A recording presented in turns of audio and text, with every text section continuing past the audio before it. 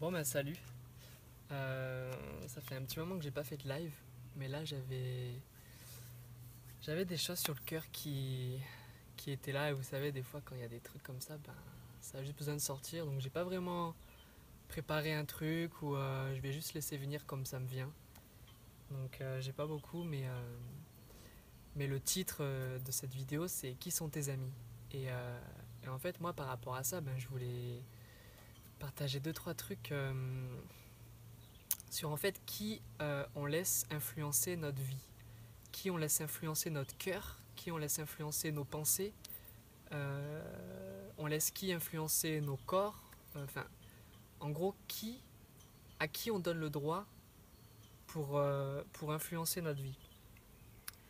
Et, euh, et en fait j'ai pas mal réfléchi sur des choses et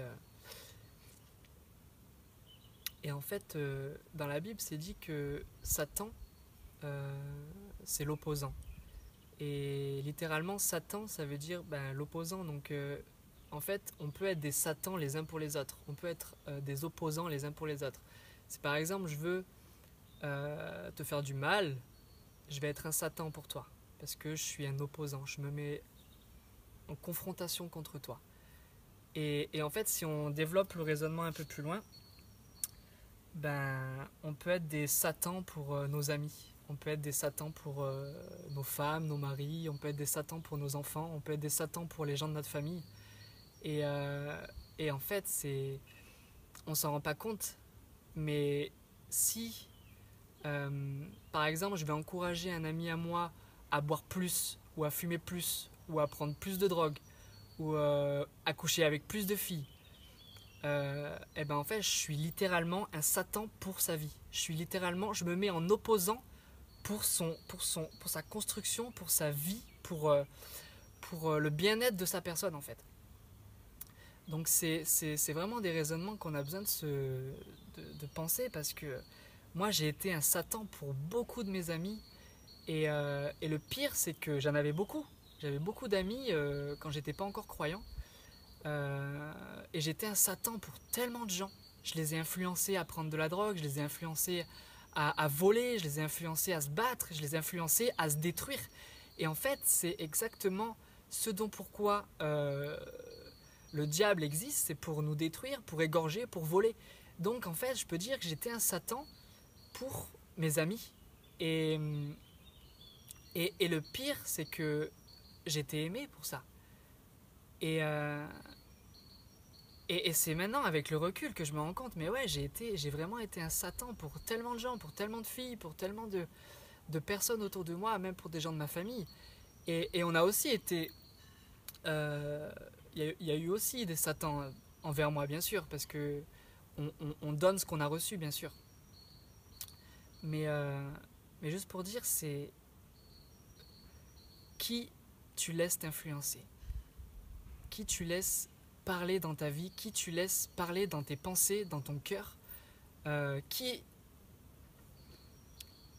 quel est ton entourage, de quel genre de personnes tu t'entoures. Alors je suis pas en train d'être légaliste parce que Jésus était avec des prostituées, était avec des voleurs, était avec des publicains, il était avec toutes sortes de personnes de mauvaise vie. Et c'est pas le problème ça. Le problème c'est en fait d'être de prendre plaisir aux mêmes choses. Et moi je peux vous dire que j'ai renié aucun de mes amis, personne de ma famille. J'aime vraiment beaucoup de gens. Mais je sais qu'il y en a beaucoup qui se sont détournés de moi après être devenus chrétiens. Enfin, en tout cas suivant Jésus.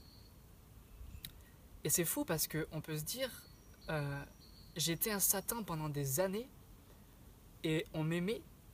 Et le jour où je deviens bienveillant pour les gens, on me tourne le dos. Et en fait, la réalité dans ces choses, et je prends mon exemple, mais c'est ça pour toutes sortes de personnes, et c'est pas parce que je suis devenu chrétien, hein, ça aurait pu être. Il y en a qui partent dans d'autres trucs et qui deviennent bienveillants pour leurs amis, et d'un coup ça va plus. Ah mais non, mais on n'est plus dans le même délire, mais pourquoi tu fais plus ça, mec? Pourquoi tu. Pourquoi tu fais plus le même délire qu'avant, tu vois? Mais mec, parce que ça me fait du mal, parce que ça te fait du mal, et parce que ça construit rien du tout en fait, pour nos vies, pour ta vie, pour qui on est quoi. Et, Et c'est pareil pour... je me dis, moi, mon meilleur ami, c'est une personne avec qui je parle tout le temps, tous les jours en fait. Et c'est pour ça que je peux dire que vraiment Jésus, Dieu est mon meilleur ami. Je lui parle tous les jours, il me parle tous les jours. Enfin, c'est carrément naturel en fait. C'est surnaturel mais naturel. Il faut pas être un fada pour voir Dieu ou entendre Dieu. Il y a pas de... En fait, il n'y a rien de fou à ça. On est créé pour l'entendre. Donc il n'y a pas de problème. Mais c'est lui que je laisse en premier influencer mon cœur et influencer mes pensées, influencer mon corps. Je veux que ce soit lui qui me dirige. Et quand il me dit que ce que je fais, c'est pas bon pour moi, alors je veux m'y soumettre. Et je vais utiliser un gros mot. On parle de péché, on parle de... Ouais, on dit que le péché, c'est un terme religieux, légaliste, mais en réalité, non. Le péché, c'est juste se faire du mal, en fait. C'est rater la cible de notre bien-être. On rate la cible de notre bien-être. Et je veux pas, j'ai pas honte de parler du péché, j'ai pas honte de parler de repentance, parce que le péché, c'est quelque chose qui nous détruit. Donc si du moment où je fais quelque chose qui détruit ma vie, alors je deviens un Satan pour moi-même. Et c'est ça le truc qui est fou, c'est que le jour où tu reçois Christ dans ta vie, tu vois vraiment le décalage qu'il y a entre ce que toi tu penses et ce que lui pense. Et là tu dis waouh, mais en fait, je suis carrément un ennemi pour moi-même. Et la Bible nous dit qu'il y a un ennemi de nos âmes. Et bien sûr, c'est Satan et tous ces démons, mais pas que. On est aussi nos propres ennemis, on est aussi les premiers à se faire du mal et à se détruire en fait, et à amener la mort. Donc c'est pour dire que on peut être des ennemis contre nous-mêmes, mais si on l'est contre nous-mêmes, on va forcément l'être contre les gens autour de nous. Donc arrêtons quoi. Mais on peut pas arrêter sans Christ. C'est ça la vérité, c'est la réalité en fait. Parce que quand on parle de vérité, on dit oui, mais la vérité, chacun a sa vérité. Mais en réalité, chacun a son opinion. Mais il n'y a qu'une vérité. Parce que la vérité veut dire que tout le reste est faux en fait. Enfin, si on prend le principe même de la vérité, ça veut dire que tout ce qui est aux alentours est faux.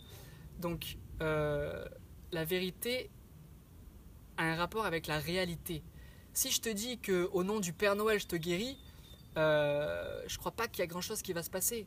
Mais si au nom de Jésus je te guéris, c'est qu'il y a une réalité derrière. Et si tu es vraiment guéri, il y a une réalité derrière. Mais dans le sens que la vérité est liée à la réalité. La réalité, c'est qu'on est des ennemis pour nos propres personnes. Et la réalité, c'est qu'il y en a un qui nous aime, c'est Dieu, comme personne.